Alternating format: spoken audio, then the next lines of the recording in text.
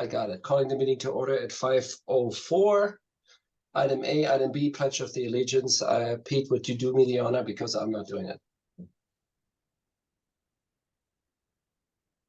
I think I know it. We need a school person to do that. Yeah, okay, let's do a school person.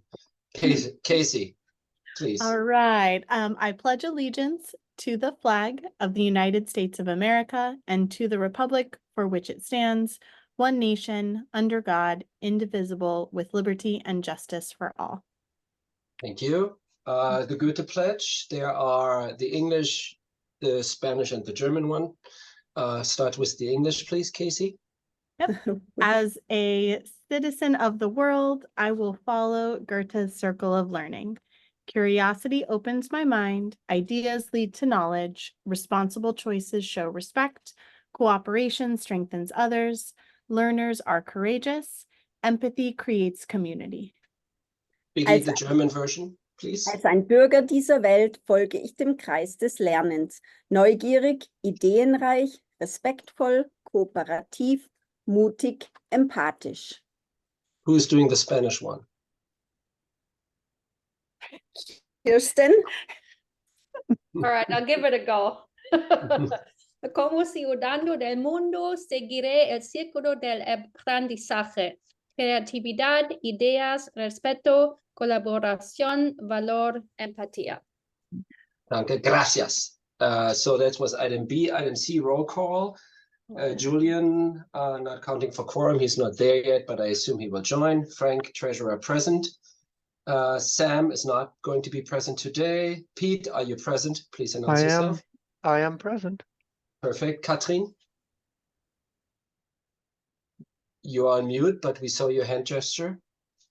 Thank you. So we have four. And Frank Yassir just joined.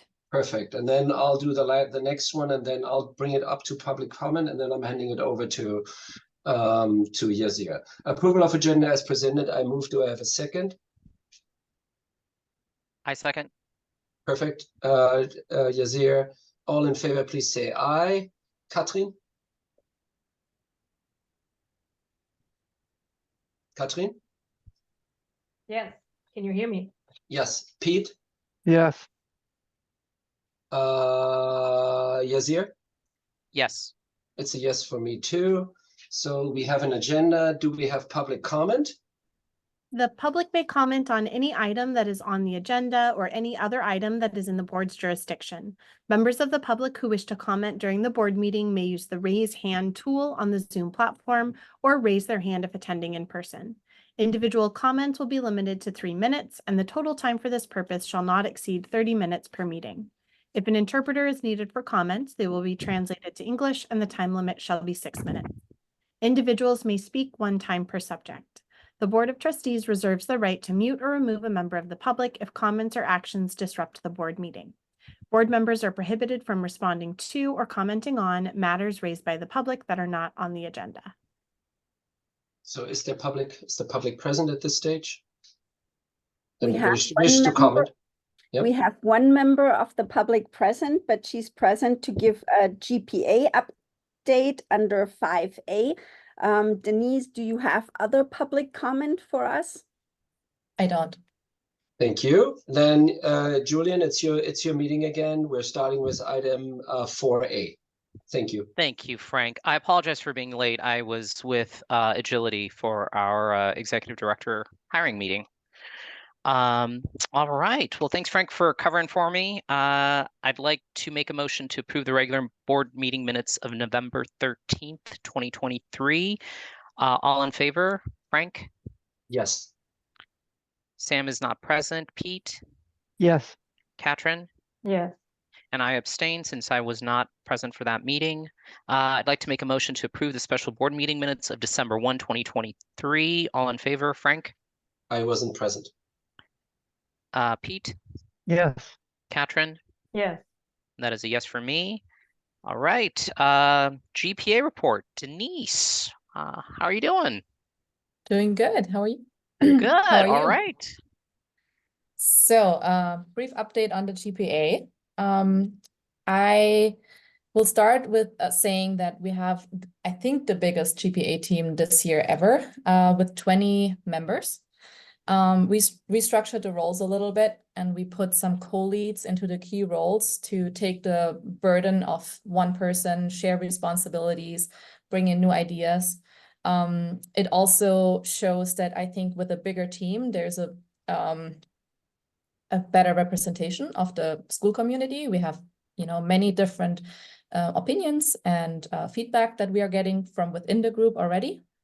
So that's good. And I feel everybody brings something on the table and is really stepping up. We already had 2 successful community events. The movie night seems to be very popular. I think we can see that the community has grown. So we need to adjust and learn from past experiences and maybe, accommodate a bigger audience. And just be better prepared for that. But everybody loved it. We had our family fun day as usual in October. That event runs pretty smooth. I think it's the 3rd year we've been doing it. It's always a very fun event for the whole community. And that being said, we were thinking about adding another event. We were hoping to do it in the winter. The dates were not available that we had in mind. So now we're trying to work out if we want to do it a spring event, something similar, or if we want to just try it again next year and just plan a little bit more ahead and do a January back to school winter event at the Dockweiler Beach, the community center there. And then the only other thing that I have is that I think it's been pretty successful. We have a growing pool of cleared volunteers that are working with the GPA. I think, with all the events coming back this year and last year, everybody is more excited to be involved and be on campus again once in a while. So I think we've reached more people than still last year. Last year was, I think, a little slow in the beginning to get the people cleared. And I think that's already it from my end, unless you have any questions.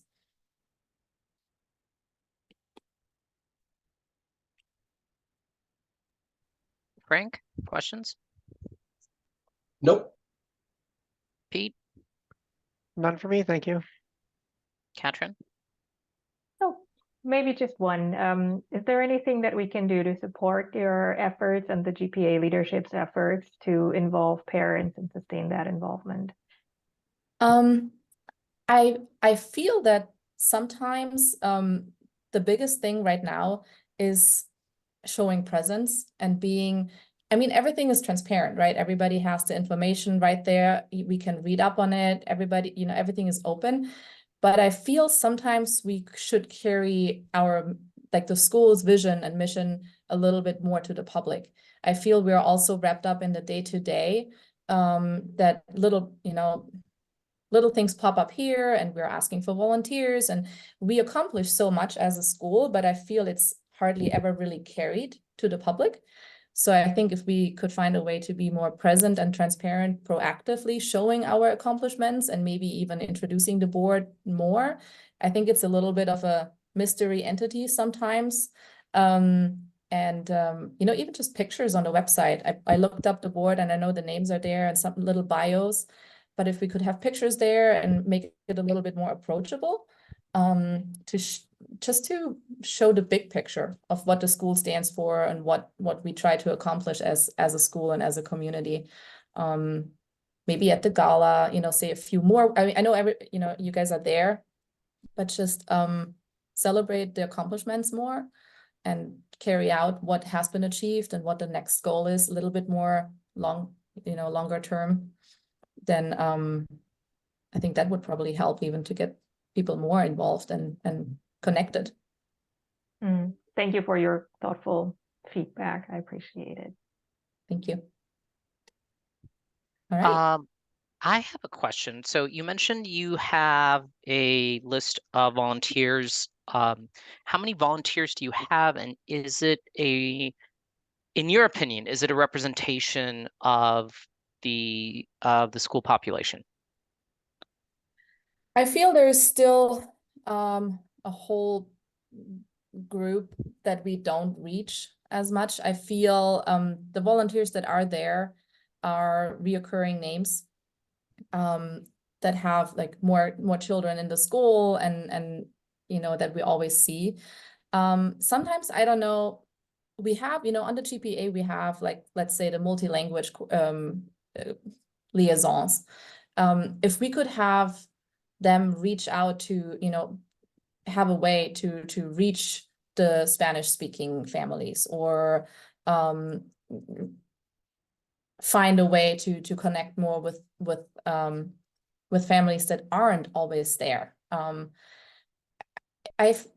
don't know how to say it. It's how many people do we have on that cleared volunteer list? Biggie would probably also know. I would say depends on the grade. The lower grades have more volunteers, maybe up to 10 a grade, and then it kind of dwindles, maybe down to 2 or 3. Yeah, I would have said that we probably have a good 100 at least on the list, and there are always new volunteers that can be added in the beginning of the school year. We've done how many now? Probably 6 or even 8 volunteer trainings. And there are still volunteers that would like to be added.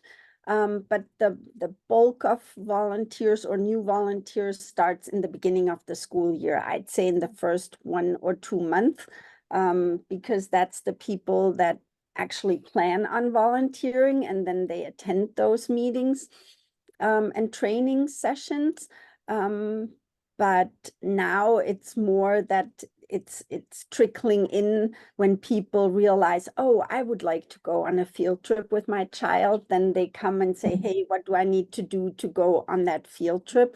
But the general volunteering, I think we're pretty much set there with those who were interested in the beginning of the school year and did what they needed to do to be on the cleared list.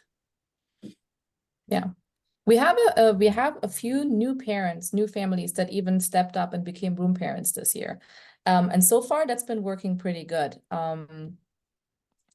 So there's always new people that try to get more and more involved. I feel it's better when you've seen what happens throughout the year, and this is, I think, only the 2nd year where we have all these events in full swing. Last year we kind of started a little bit later with field trips and on-campus activities, so we are still recovering, I feel, from those years that we couldn't be involved at all. And I would think that we see a slow increase, an uptick over the next couple of years. May I make another suggestion for parent involvement?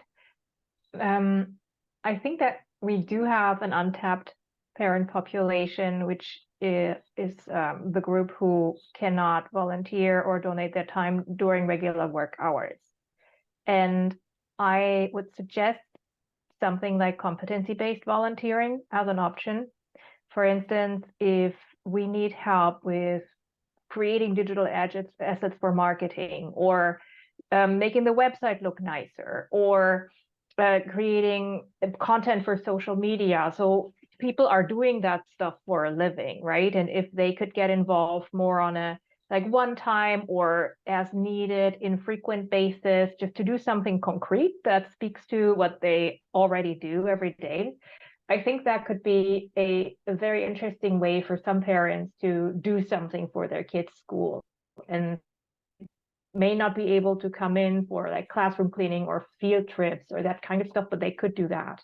And I think it could be a big help for the school. Yeah, I've seen in other schools where but I think if it's a smaller, you know, like a preschool setting, it's easier to do because you have to have the manpower to actually kind of monitor it. But I've seen in schools that you would put down like some specialty or some skill that you have. You know, we hand out those volunteer forms and ask people what they're interested in doing. But if we add that added component of like, what do you have any special skills that you would like to offer?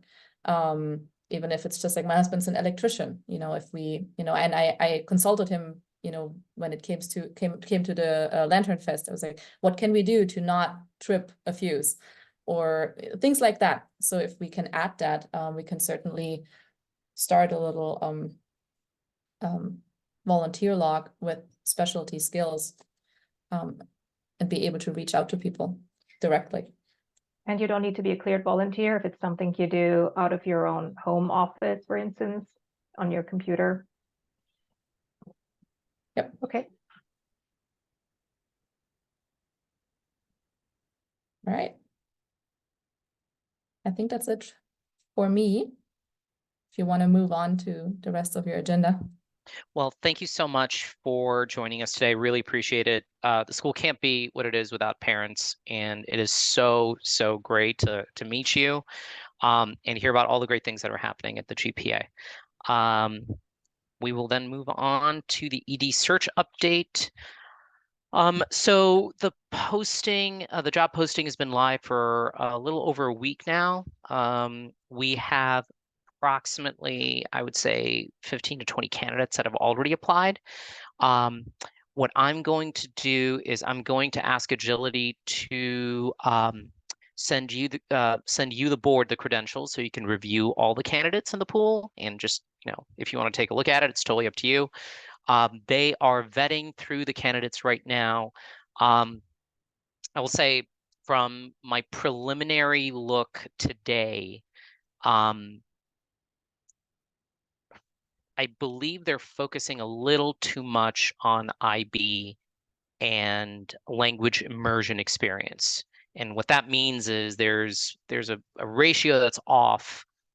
It seems like there's more linguists and contractors who work with school districts that are linguists, and less so senior managers of schools and larger organizations. So gave them the feedback. They understand. I think that one of the most important things is someone who has led schools of a certain size. IB, language immersion, those are all super important. Fundraising is super important. We want to see evidentiary examples of their success for, dealing with authorizers and adversarial relationships with authorizers. So we're going to have to just make sure that the guardrails are on for Agility to make sure that we are getting the right kind of candidates moving into the right stages. But we have, December 11th. The goal is to have first round interviews by the beginning of the new year. So the second week of January is when they would be conducting phone interviews. And then after the phone interviews, the committee, once those candidates have been vetted, the committee would proceed with another round of interviews for those who've made it in. With that, I'm going to pause for any questions or comments or concerns. Frank? No comments, no concerns at that stage. Pete? Nothing at the moment. Katrin? No, I was unable to attend today's meeting, but no questions either. Thank you. Yeah, I was I was chomping at the bit for you to be there, Katrin. But I think they've got a good mandate now, because I think they were what's a good way to say it? They were looking for too many. They were looking for a candidate that was a little more nuanced than what we were asking for. So I think they got, with Casey and Biggie's feedback and some of the other parents, I think they understand a little bit more now. So,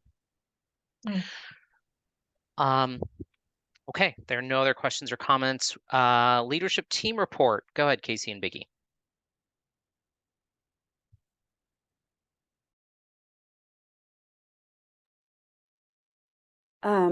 Enrollment update, very brief. The enrollment as of today, oh, sorry, it's not 11/11, it should be 12/11, typo here. So as of today is 438 students, which is 8 students over what we have budgeted.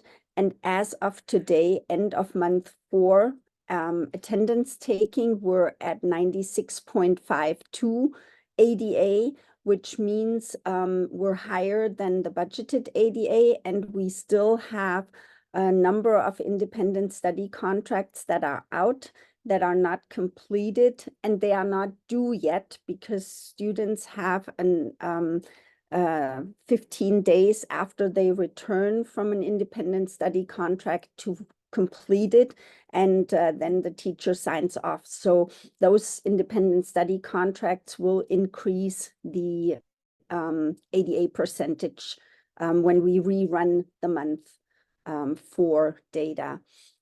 Grade levels are mostly fully enrolled. You'll see it on the next slide when it goes into the specifics of each classroom.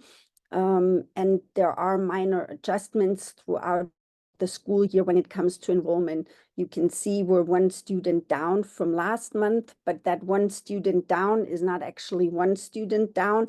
It's, I think, 2 students down and then 1 student up again. So there's something going on behind the scenes, more than just the little shifts.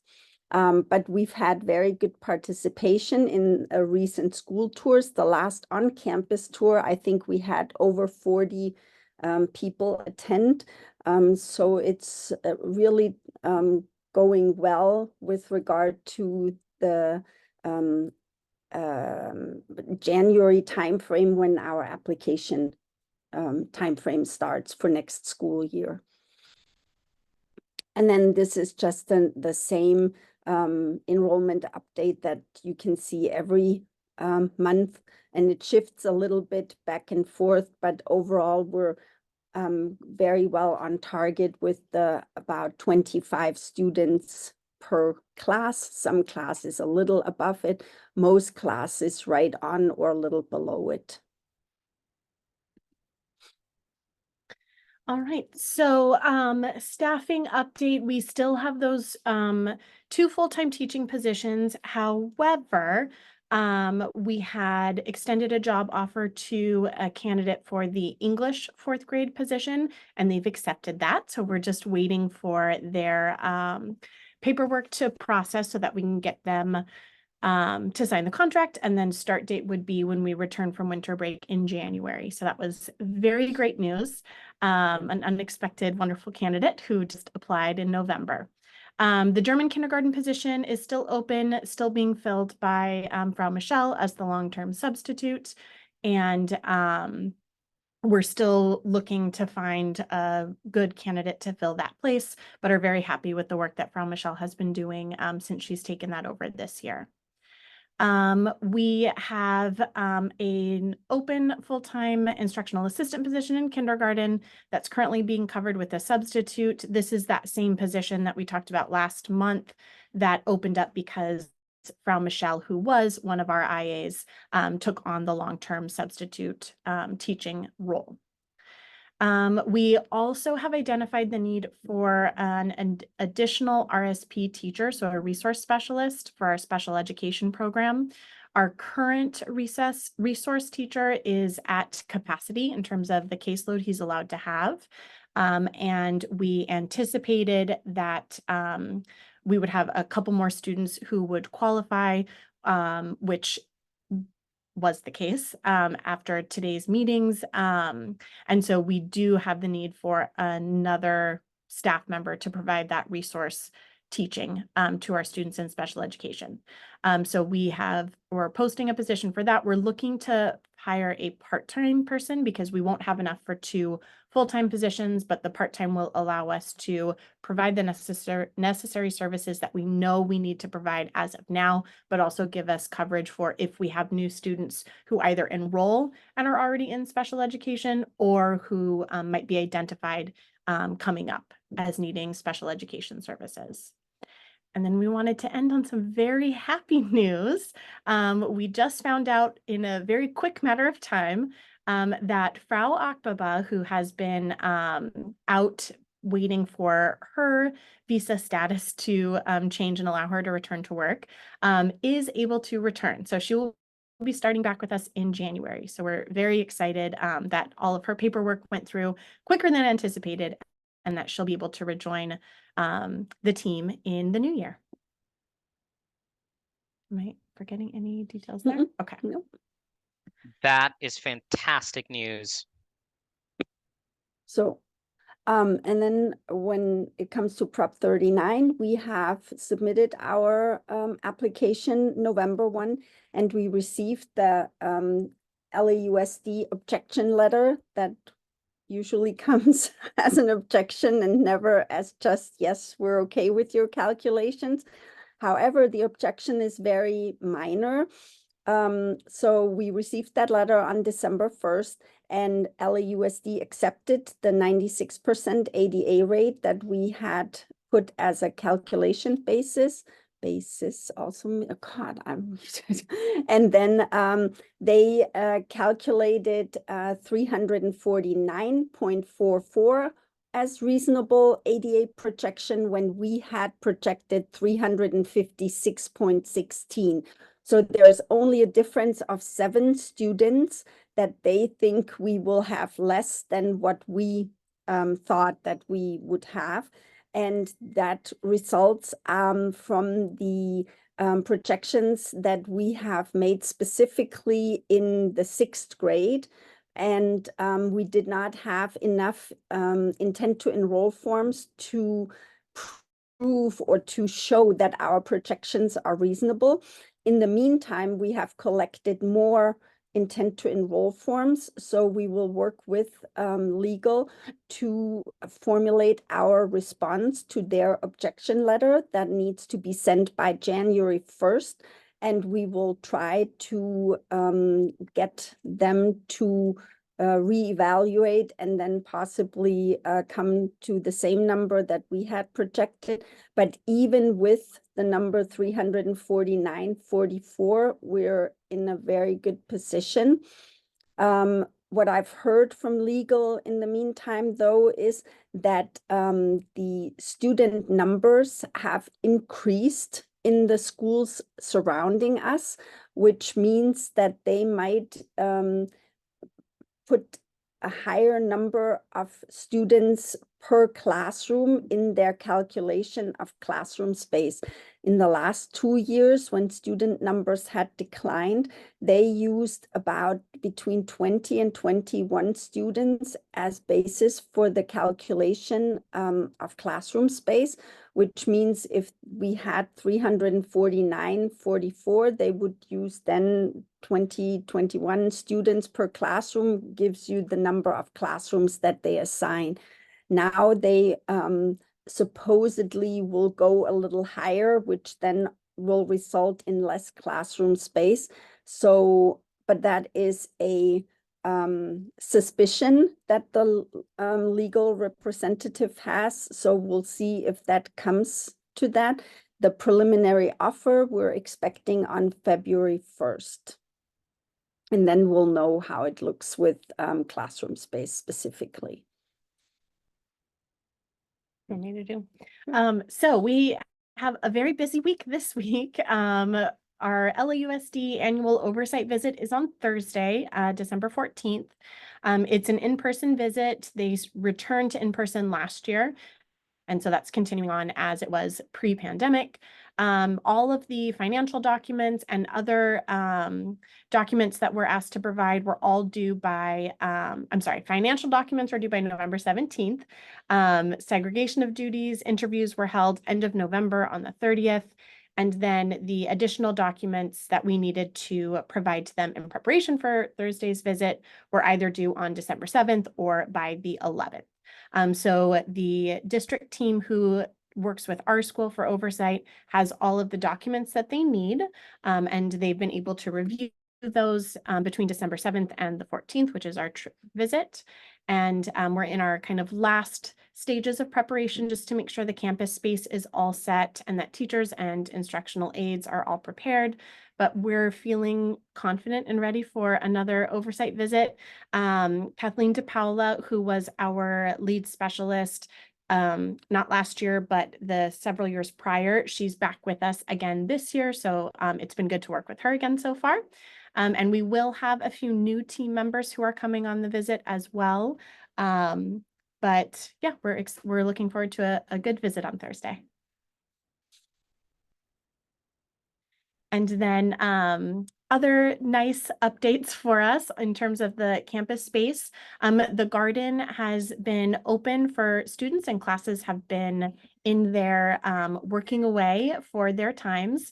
We've got 13 garden beds for our elementary school grades.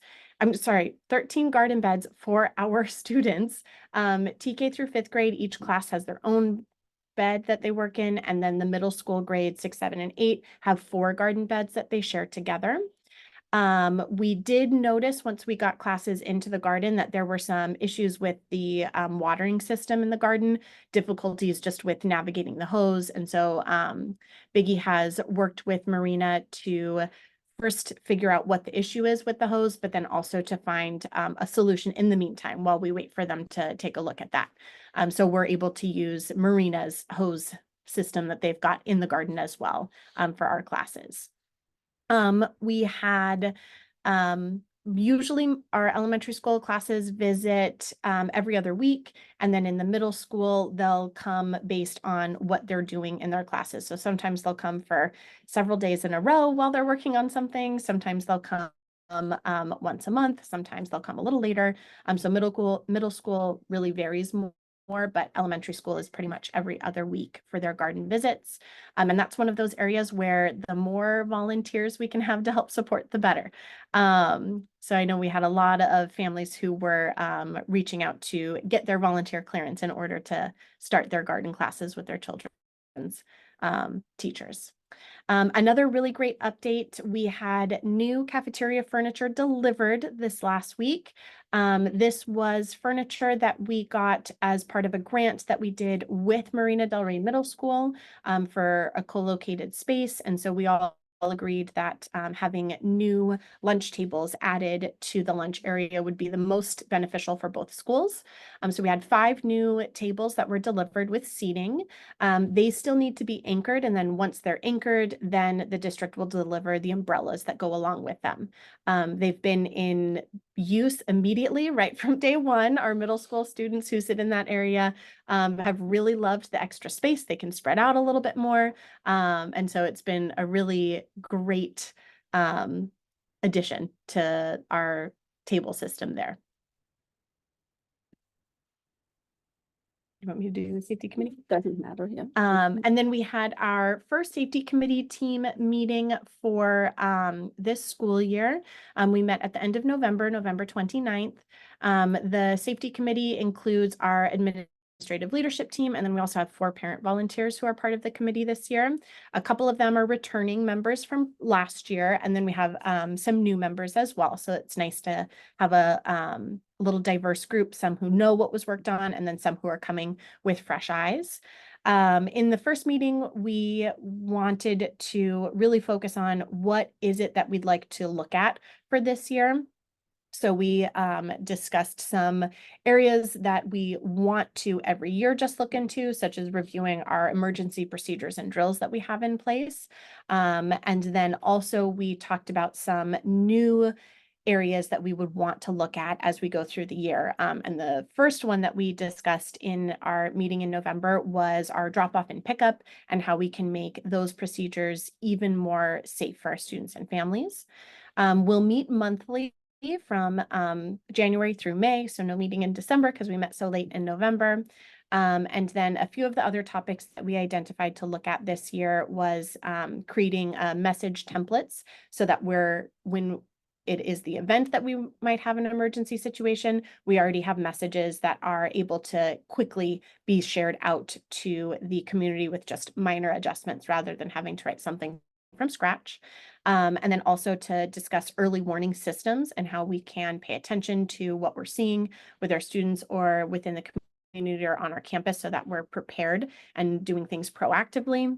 And then also ways that we can get community involvement so that we have even more ideas and support with the improvement on our safety procedures here at school. And that wraps up our update for this month. Frank, questions, comments? Anything happening on the educational front? Because there was outside of the garden, there was no content regarding the education, anything we need to be aware everything is going smoothly? Everything is smoothly right now. Right now, we're all focused on this December timeframe is kind of a whirlwind of making sure you're wrapping up all of your big projects before you go into the winter break. And obviously our winter concert tomorrow. We do our next assessment with iReady when we return from winter break. If you remember last year, we had done it during December, so in between Thanksgiving break and winter break. But the feedback from staff was that the data then was not very useful because we got this assessment data and then kids were gone for 3 weeks. And so they kind of needed to do a reassessment in January again to make sure they were in the space that they needed to be to move forward. So we have adjusted our second benchmark to happen now in January. So then I'll have an update on that in the new year. And then we're getting close to the end of the first semester, end of January. So January 23rd is the end of semester 1. And so our classes are working smoothly through their IB units of inquiry in elementary school and their subject area units in middle school. And I will just note our new staff, which we have a number of them this year, have been amazing. They've been working really, really well with their grade level teams and their language teams, and the implementation of the program, considering we have so many new staff, has been really smooth and pretty seamless this year, which has been really lovely. And that's a big credit to Ms. Trong, who's been pushing in a lot, especially in those grade levels where we have new staff, but also to our current staff who are returning, who have really been great senses of support to their teammates. And then also Frau Paul, who has been in classrooms and talking with students and teachers right from day one, making sure that everyone has the answers that they need to the questions that are coming up, and even the answers that they need to questions that they didn't know they had yet. So I really can't say enough about the support that Frau Paul, Ms. Trong, and then our teaching staff have been giving to our new members this year. A quick follow-up question for our trailing students, and I mean trailing in performance and when measured. Are they getting anything iReady packages over the voluntary, of course, over the holiday breaks? Yep. So iReady is available to students 24 hours a day while we're in our date range, which usually goes until the end of July. So they've got access to that and everyone is using it. So all of our students know their logins and know how to access their individual pathways. So they've got that available to them through the winter break. Our teachers also across the grade levels, it varies, but they're providing practice activities optional for students to do over the winter break because it is a relatively long break, all things considered. Yeah. Thank you.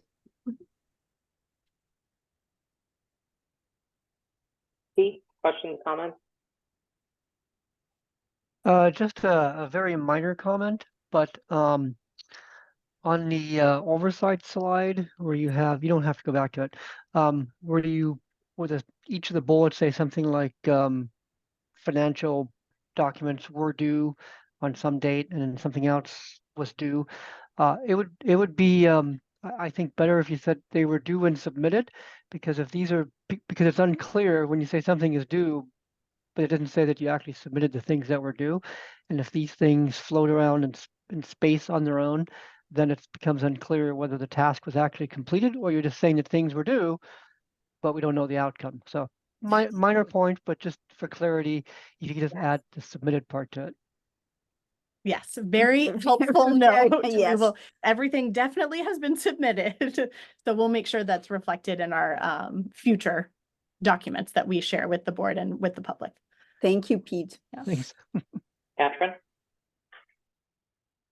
Yes, question on hiring. I hear that you are very happy with your long-term substitute for Kinder, like you just said. Is there a chance that she may be hired on as a permanent teacher then, if it's been so challenging to find somebody who can fill that teaching position, or is there some kind of difficulty with credentials or experience that would prohibit that? Yeah, so she currently does not have her preliminary multiple subject credentials. She's got a substitute credential, and then she has early childhood certification. So she's in the process of getting that multiple subject credential, but she doesn't have that yet, which is why she's only filling this year as the long-term substitute. But it sounds like that's certainly something you would consider once the proper credentials Yes. are in place. Yes, absolutely. And because she has been working with our school for a while, so there we have had conversations over the years about long-term plans for her work with students and with our school as well. Okay, good to hear. Question on facilities, Biggie. You said we applied for 19 classrooms with Marina Del Rey Charter. How does that compare to our current number of classrooms? Currently, we have 17 classrooms and 2 classrooms below the line. So we have technically 19 classrooms, but these 2 classrooms below the line, we negotiated in exchange for shared use spaces that we don't need to use, like their library or their parent center or other areas that would have been very difficult to share. So we received those 2 classrooms below the line. And for this upcoming year, we're hoping to get the 19 classrooms above the line and then be able to still negotiate for the shared spaces so that we have either 1 or 2 more classrooms than this current year. Thank you. That's helpful to know. All right, I have no questions or comments. And that being said, let's move on to the Finance Committee report. I'd like to make a motion to ratify the first interim report. Is there a second? I move. I second, sorry. All right, go ahead, Frank and Ryan. Is Ryan here? Yes, I'm here. Hello, everyone. Oh, hey, Ryan, how's it going? Good, good. So the first interim report, at the last board meeting, we reviewed and approved our October financials, and our October financials were in fact our LAUSD first interim financials. And what was needing to be done at that point in time still was to transfer our information from our template to the SACS template, the state account code structure. And since the last board meeting, that was done and it was submitted at the due date just after the board met last month. So today we're getting together and formally approving the submission of our first interim report, which is our October financials. And at the Finance Committee meeting before this board meeting, the committee went through and verified that all of our totals were transferred over properly and tied.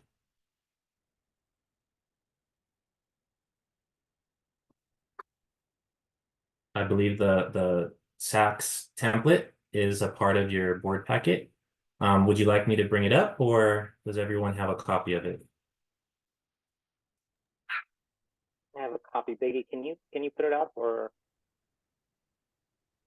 It's in the board Dropbox, but we can put it up, sure. It matches. It's just for, for yeah, for, it's just yeah, okay. Ryan, you beat us. You do it. If you give me just a quick moment, I'll verify to you as well how we checked it quickly. But basically what we have to do is we take our board approved budget, our actuals through October, and our projected year end as of the October financial presentation. And we needed to report that out in the state accounting code structure, or the state accounting code system rather. And let me pull up our dashboard so that I can demonstrate to you all that the numbers transferred over properly. So forgive me, there's going to be a little bit of back and forth here, but here is our projected year end as of October. It was $48,021. And here are projected in column D, $48,021. Then our actuals as of October, our year-to-date numbers show a net income of $402,454, which ties here, column C, actuals to date, $402,454. Then our board approved budget, as you can see here, $9,503. When compared to our dashboard, you can see our budget here, $9,504. Our dashboard rounds to the penny. The state report shows the decimal points. Any questions?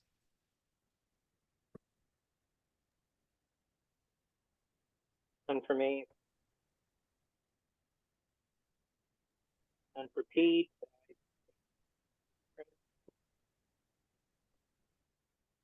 Please continue.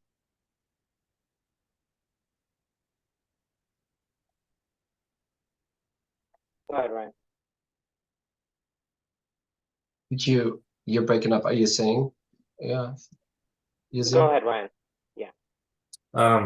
No, I think Ryan is done with his presentation. If you don't have questions, you would need to ratify the first Yeah. interim now. You can do the roll call there. That's Okay, all in favor to approve the first interim report, Frank, yes. Pete, Yes. Catherine? Is that a yes? Yep, that's a yes. Okay. All right. I'd like to make a motion to approve the financials for November 2023. Is there a second? I second. That's from Frank. Go ahead, Ryan. Great. Can everyone see the November financials on the screen okay? Yeah. Great. So this is our dashboard as of November. I did want to point out that we have enrollment information through month 3. And again, this is through month 3. It's not as of this week. But through month 3, we had 438 students, which is 8 students better than budget. So each month in month 1, month 2, and now month 3, we have been experiencing higher enrollment and higher ADA than budgeted. And that is resulting in higher revenue for this fiscal year. And I also wanted to point out that while we have 438 students enrolled as of month 3, our financial forecast is only still going off of 430 for revenue purposes. So as each month goes by and we achieve higher enrollment and higher ADA, we're capturing higher revenue for this fiscal year. Okay. I'm happy to report that your average daily attendance percentage is higher than budget. We budgeted for 95%, and through month 3, we're at 96.4%. Looking at the income statement, our local control funding formula, as you can see, is coming in slightly higher, about $36,000. And based on what I just mentioned to you all, each month that goes by, we will be seeing a slightly higher forecast. So that variance is going to continue to grow in the right direction as long as our ADA outperforms our budgeted ADA. The biggest variance, and this is a variance of note because it wasn't in our last presentation, is that we have higher state revenue. So you can see here, this is $81,000 when compared to our last month's budget, higher. And the reason why is because we had a lower amount of one-time funds allocated for this fiscal year than we actually have available. There's the Learning Recovery Block Grant and the Arts, Music, and Instructional Materials Block Grant dollars. And at the end of the last fiscal year, we budgeted for a repayment of some of those dollars based on information from the state. Since then, information has been made available and the repayment wasn't as high as we thought it was going to be. So more of those dollars have freed themselves up and are aligned to eligible expenditures within our current budget. Now, one thing that we talked about at the Finance Committee was whether or not we wanted to keep those dollars in this fiscal year, or if we wanted to maybe strategically utilize them for the next fiscal year, because they are able to be spent over the next 3 years.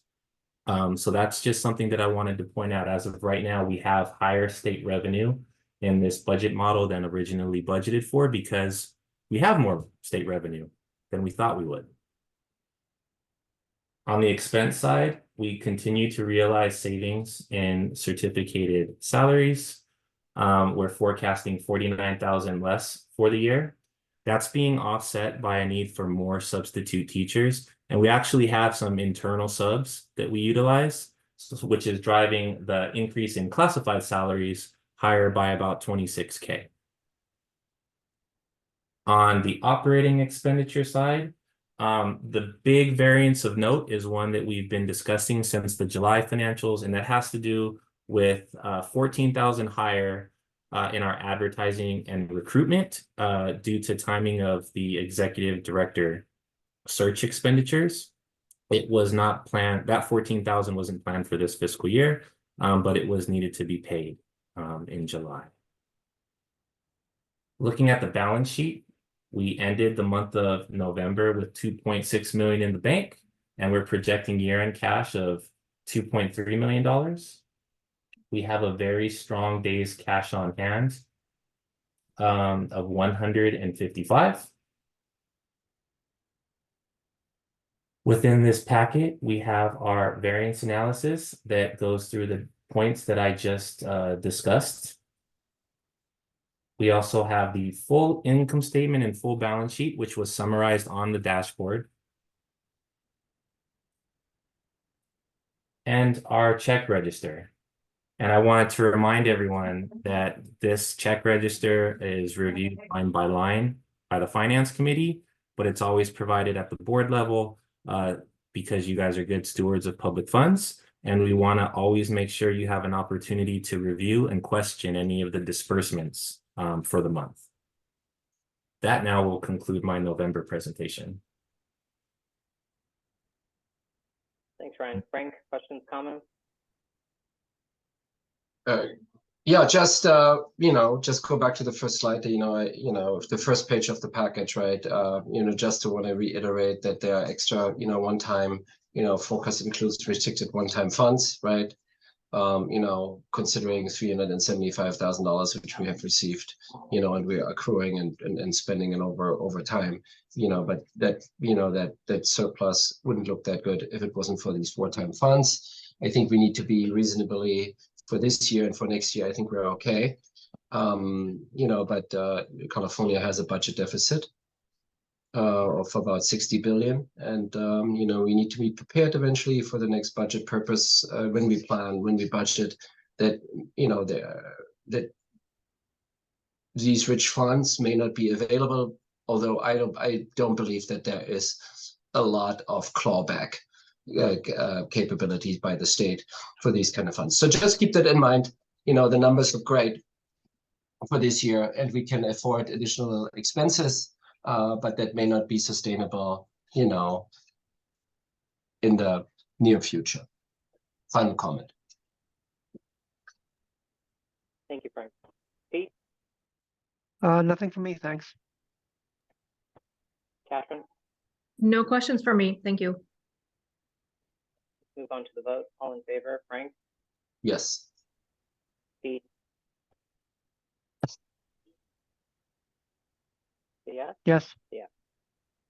Yes. Yes, for me. That's a yes for me. Discussion. I'd like to make a motion to approve the increased monthly health benefits allowance for the staff. Is there a second? I second, and if you allow me to make an initial comment prior to that, to the presentation by Biggie. Go ahead, Frank. Yeah, I highly encourage the board, from a perspective, I encourage the board to increase the contribution from $750 to $850. It's a $26,000 difference. I made the comment earlier. That's for the fiscal year. From the point of view that we can afford it for this and next year, number one. Number two is I think we need to look at this and from a total rewards package and be attractive when compared to our competition. So I would encourage us to increase the funds from 750 to 850. But I let it go. The overall damage when this is $26,000 for the calendar year of 2024, of which 50% of that fall into this fiscal year. And I think we could, reasonably assume that we can absorb another 13,500 in our budget for next year. Yeah. So just a comment, my perspective on the matter. Vicky. So we finally received the renewal rates for Charter Life, and the contract has been signed. Staff members don't yet have access to open enrollment because it just happened this morning, which means starting either tomorrow or the day after tomorrow, they will have access because the signed contract now needs to be imported into the system so that people can go online and make their selections. What we had discussed already, the rates are higher than expected. Actually, I don't think we've discussed it. We've discussed it at the Finance Committee. So the rates came back with a 17.6% increase for health benefits, no increase for the dental or vision insurances, but the health benefits have a significant increase. More so the Kaiser insurance choice than the Anthem insurance choice, but overall it's about almost 18%. And since we had increased the contribution, the allowance that we are giving to our staff members on a monthly basis to $750, people were able to choose health benefits that could be covered, a decent insurance with those $750. Some people have minor, very low out-of-pocket payments if they just have insurance for themselves. If they have dependents included, they have already very significant out-of-pocket payments. But we can pretty much assume that whatever the increase is will be for most people out-of-pocket increase. So I can only second Frank and say that it would be very important for us to discuss to increase the amount that we're giving to staff members on a monthly basis. We need to understand, though, that this is not going to go backwards. So health insurance will not decrease in price. And we cannot say for this year and next year, we're giving $850 and then we go back down. So it is a cost factor that we need to be able to sustain for the next years to come. But it does.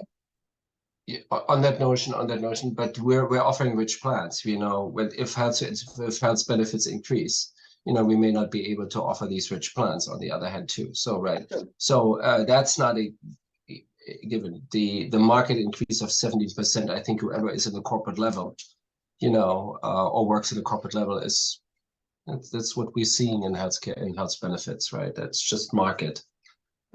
Nothing to do with us being singled out here. No, I'm just saying that we cannot go back. So we might have then at some point mitigate with other ways, like you said, maybe not offer very expensive plans or whatever. But for the moment, we offer the same plans, and those plans would be significantly more expensive than we have it this year. Could you bring up that one document? I put in the Dropbox document. Hang on 1 second. Let's pause for one moment. I just want to add to Frank's comments that this is definitely on par from a corporate standpoint. It's actually not as expensive as what we're used to coming to healthcare. And as you pull that up, I'm going to open it up to questions and comments from Pete and Catherine as well. Mhm. I just wanted to show that I put together just a few numbers. So in the first area here, you can see what these different plans cost currently and what they would cost or will cost new with the renewal. And in the parentheses, you see how many employees have those plans. So for example, the Kaiser HMO High, that is 10 of our employees have that plan, and that plan will be $154 more expensive as of January 1st. Right now, with a monthly allowance of $750, these people have no out-of-pocket cost, but in the future, they will have a significant out-of-pocket expense. And so you can go through this. You can see that if we increased to 800, there are still a lot of people who will have significant out-of-pocket payments. If you increase to 850, then it's a little better. Some will still have to decide if they can afford the plan that they have had so far, but that would be a good contribution and definitely a good way of incentivizing staff to stay with us and to feel appreciated. And like Frank said, in the very bottom, I calculated the monthly cost and then the yearly cost. So there is, if we went to $850 monthly, it would be a difference of $26,400 that we would have more as an expense than what we're paying at the $750 monthly.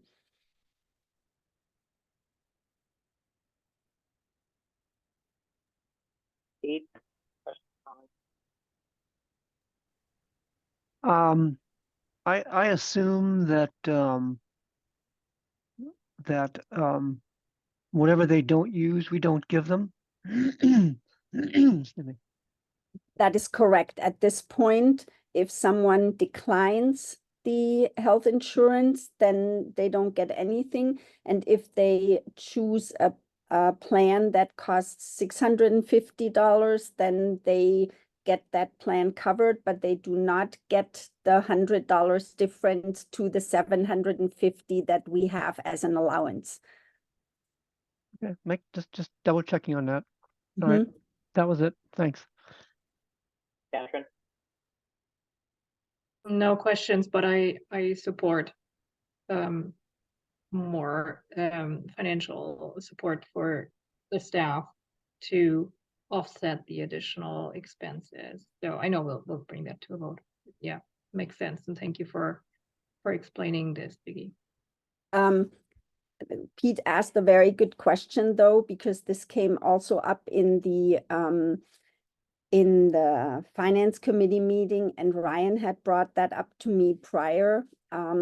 Not that we would pay the difference if someone chooses a plan that is less expensive, but it is, I guess, more common practice than we thought that schools or organizations give a small stipend to those staff members who decline the coverage. So basically saying, I get my health insurance through my husband or through my spouse, and then therefore they would get $100 or $150 as stipend from us for declining the health benefits through the school. We've never done this before. This is not a part of the vote today because it only came up after this agenda was already posted. However, it might be also something that the board would want to consider because, as I said, it seems to be more common than we thought that organizations offer that to people, staff members who decline the offered allowance for the health insurance.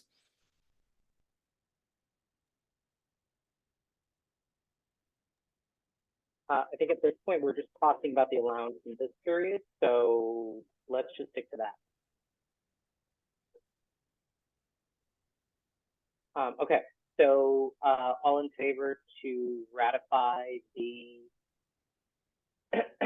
increased We said monthly health? we need to make a choice between 750 or 850. Yeah, so I think it's 850. That's the word. Yes, 850 Yeah. was the word. Yes. Right. So all in favor to ratify the monthly health benefits allowance, and it is at 750, moving it to 850. Yeah, for the Frank- calendar year of 2024. Correct. And if sorry, let me take a step back. If we are going to continue this on an annual basis, let's just add this to the budget for Yep. 2023, 2024, because that's not the place for today. Yeah. So, All in favor to increase the health benefits allowance, Frank? yes, to 850. Pete? Yes. Catherine? Yes. And that is a yes for me. Moving on, I'd like to make a motion to certify the board compliance review. Do I have a second? I'll second. That's from Pete. Go ahead, Frank. Bring it up. Who- So this is a document that I had to submit to the Charter Division in October, and it consists out of 3 parts. If you can, so the first column, I had to, as the administrator, I had to say if we are compliant already or if we're in process of being compliant. And by January 12th, I need to make check or put check marks in the second column. And at the same time, the board president also has to certify that these boxes or these items have been fulfilled. Now, this year, it is very easy to do, Yasir, because our oversight visit is in December, which means they will tell us if we are in compliance with all of these things or not before we even have to submit this. Usually, we have to submit this document before they come to our oversight visit. But since it is a part of the audit that LUSD is doing with the school every year, we have to put these check marks, and it is me and the board president. And the vote is now that you're giving the board president the approval to certify this on behalf of the whole board. And if so, I don't know, can we trust him? Yeah, so if you go down a little more, for example, here up a little up. So for example, for the credentialing, I had put the check mark in not compliant yet, working on it because we were not yet done with all the credentialing when we first had to submit this, but it will be compliant in the next round. So that's just as an example. Some of these don't apply to us, but yeah, we will have to just both do the certification and then submit it by January 12th. Yeah, thank you, Frank, for the comment. This is something we've done every year, so I will open to questions and comments. Frank? No comments, no questions. Pete? Nothing from me. Catherine? No questions. Thank you. All right, then for the vote, all in favor to approve the certification of board compliance review, Frank?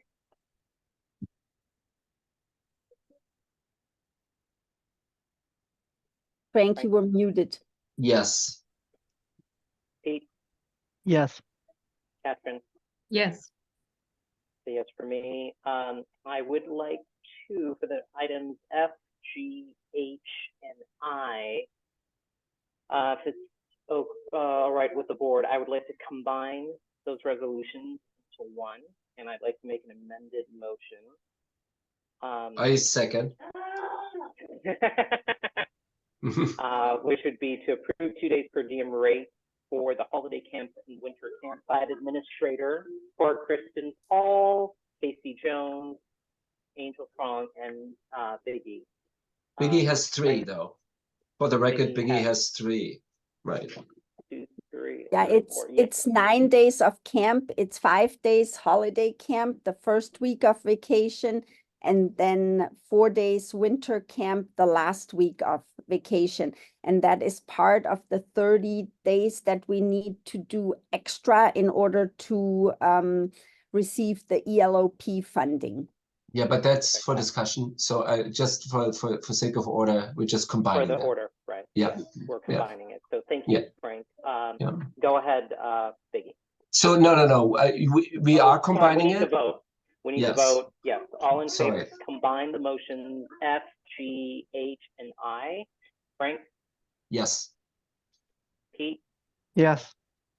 Catherine. Yes. All right. So the motion is amended. Go ahead, Biggie.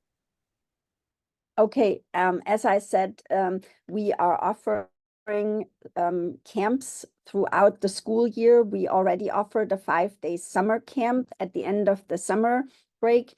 Now we're offering 5 days holiday camp and 4 days winter camp. We will be offering a spring camp and we will be offering a summer camp at the end of the school year in June, in order to make sure that we have 30 days extra on top of the 180 school days that we have on the calendar, because that is one requirement of the ELOP funding, so that we keep our eligibility to receive those funds. We're offering those camps. However, those camp days are extra work days for the administrator on duty, meaning the company ARC, who is doing the camp with the students, needs someone on campus, an administrator who could be there if there was an emergency or if there were questions. So LAUSD only grants us access to the campus during a break when there is an administrator on campus. And it's additional days to the existing work calendar. And that's why you're approving these days as extra payments. You did not approve extra payment days in in August when we had the summer camp, because those were already work days for us and we were on campus anyway. But for the winter and holiday camps, as well as the upcoming spring camp that will be on an agenda in February, you will have to approve these extra days because those are not part of our work calendar. Thank you, Vicky. Frank, questions, comments? No questions. Pete, Nothing from me. Catherine? Did we approve that last year too? Yes, those were approved last year too. Thank you. All right. No questions or comments for me. On to the vote. All in favor, Frank? Yes. Pete, Yes. Catherine? Yes. Yes for me. Next steps and follow-up meeting times. Biggie, we don't have any special meetings scheduled anymore for December, is that correct? Sorry, can you say that again? We don't have any more special meetings scheduled for December or anything coming up. We're all good? No, the next meeting is the regular meeting in January. Okay. I would like to mention to the board that we did extend our contract with Casey and Biggie and Kristen Paul, or we will need to in order to facilitate the hire of the executive director. So I suggest we have a closed session with them at our next board meeting, not to exceed 30 minutes as a check-in. that's okay with everyone, we will add a closed session item in our January meeting. That sounds good. All right, I don't see any objections, so. Can you speak up a little bit? You're very, sorry. Sorry, can you hear me? Now we can hear you. I heard the 30 minutes, not to exceed 30 minutes, so it means 10 minutes for each, correct? 10 minutes for each closed session in our January meeting to review the extension of their contract to facilitate the hiring of the new executive director. Gotcha. Okay. All right. Yeah. That's all I have. And I have another one. Go ahead, Frank. In order to speed up the meeting with the ratification processes, right? Where Ryan, for example, we had the one where the finance committee reviewed the documents. Is there a better way of doing it rather than, we're having Ryan to present what was already presented to the finance committee? That was, there was just the ratification of that goes into the LAUSD accounting system. I mean, couldn't the finance committee just state that everything is correct and we can gain some time and don't have to go through the process of 5 minutes? I think, Frank, that actually has to be ratified in the board, and the meeting has to be recorded. You can double check with Ryan if you want to, but that's been my impression, like from the past, because I've tried to make that come right through the finance committee. Yeah, but so what I was trying to say, we can ratify it, but the finance committee can issue a paper that the documents are right, and then everybody can review the documents, and we can just go and rather than having a instead presentation. of Ryan participating in it. We can totally do that and record that in the meeting. That's fine. Absolutely, going forward. Yeah. So whenever we can do, Biggie, we can do this in the past, right? If it's just in the future, so that we can shorten the meeting and give more time to the more important things there, right? And then Ryan's only there for the financials. Perfect. Yeah. Okay. Excellent. Thank you, Frank. Questions, comments from anyone else? Pete? Nope. Katrin? No. All right, then I'd like to make a motion to adjourn the meeting. Do I have a second? I second. That's from Frank. All in favor? Pete? Yes. Frank? Yes. Katrin? Yes. That is a yes for me. Thank you, everyone. Biggie, Casey, board members, and Kristen and Denise. I don't see you here, but anyway, thank you guys. I really appreciate it. We'll talk next time.